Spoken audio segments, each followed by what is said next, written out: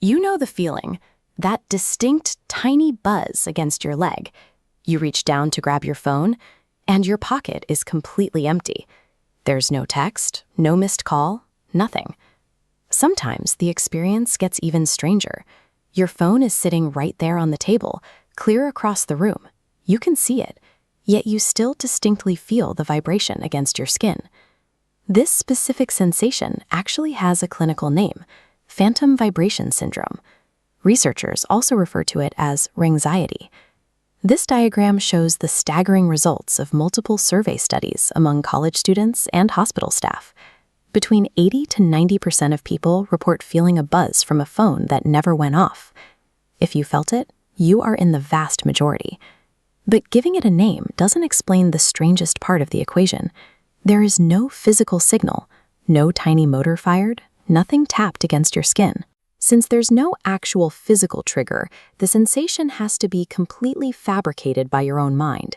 To understand why, we have to look closely at how you actually perceive the physical world around you. We normally assume our senses operate entirely like a passive video camera. We think the world sends in raw data, and our brain simply hits record, taking reality in exactly as it happens.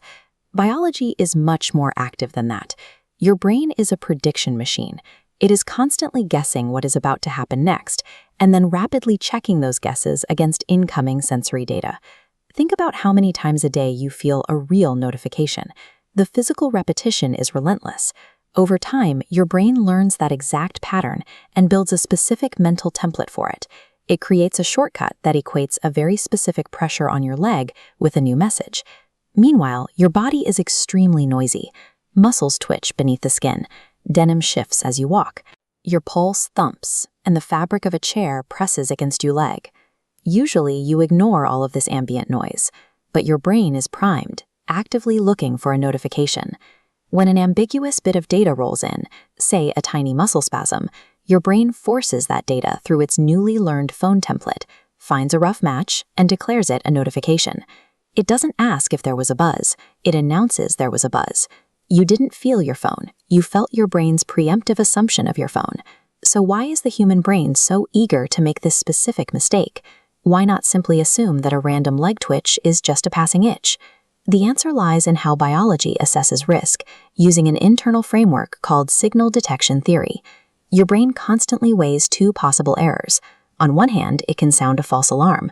You check a blank screen, feel a bit foolish, and experience a mild, fleeting annoyance. On the other hand, it can ignore an ambiguous signal. Then you miss a time-sensitive message from your boss, a text from your partner, or an emergency call. The social and psychological costs of that mistake are high. To see how this risk assessment plays out, look at this threshold model.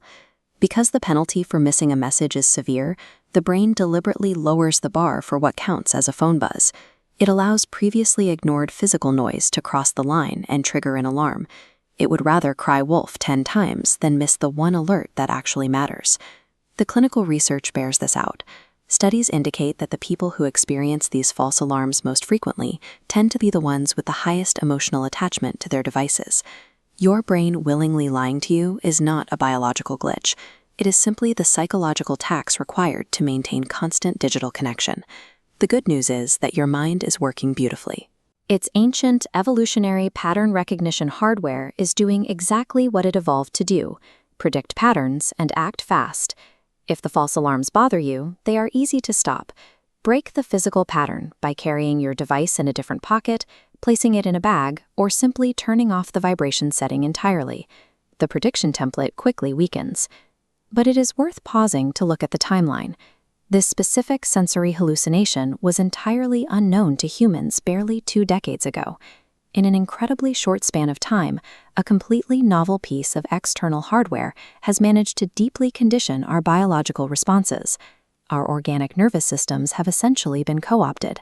They now serve as secondary biological alert systems for corporate hardware sitting in our pockets.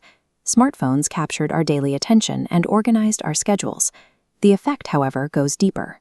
They now reach all the way down into our sensory pathways, successfully rewiring our physical perception of reality.